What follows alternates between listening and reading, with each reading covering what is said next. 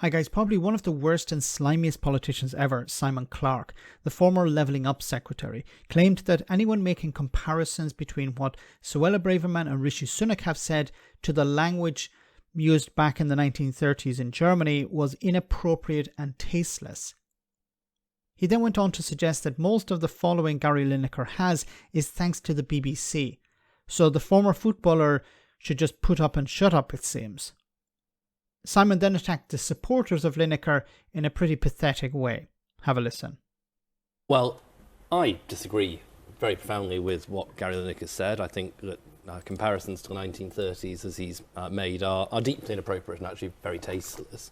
It is a very difficult issue, and I think, as Peter says, that there is an element whereby the BBC needs to resolve some of the ambiguities about the relationship between... Why does it matter to MPs what a sports presenter is saying? Why does it get some Conservatives so wound up? Mr Lineker has a huge reach, and you know the reality is that he is obviously operating on a publicly funded broadcaster. He is someone whose platform largely derives from his role at the BBC. I don't know if that's true, because he was an ex-footballer.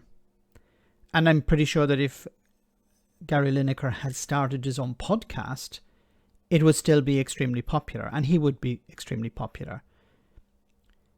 He's a bit like a celebrity. So he used to be a footballer, now he's a bit of a celebrity, he's a commentator. But this idea that, well, you know, because he works for the BBC, then he shouldn't be voicing his opinion. And I talked about this during the live stream.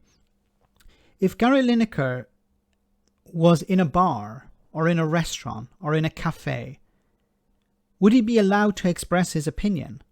Because on Twitter, he's presenting what he believes in a private manner. That's his platform. Whether it's connected to the BBC or not, he's not saying, here is what the BBC believe. No, here is what I believe. So if Gary Lineker was in a restaurant or in a cafe talking politics, would people like Simon Clarke tell him to shut up? If he was walking in the park, would he be expected to shut up because Simon Clarke doesn't like to hear what he has to say? Or because he has a massive platform or what? This is just an attempt to attack somebody who disagrees with the Tories. If Gary Lineker had come out and said, you know, Suella Braverman, Rishi Sunak are doing a wonderful job. I think we've taken back control. We need to control the borders. If he had said anything like this, the Tories would be congratulating him. They would be saying, yes, it's great that there's someone, you know, like Gary Lineker telling the truth to the public. They would have no problem with him expressing that political opinion.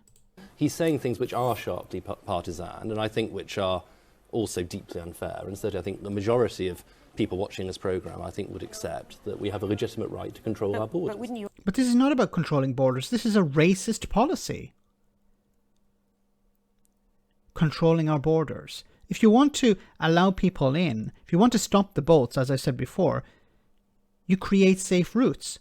Gary Lineker and the UN and charities have been saying the same thing. Gary Lineker is on the right side, is on the correct side. The Tories are on the wrong side. They're on the side that is actually unlawful. This is unlawful, this policy, this bill.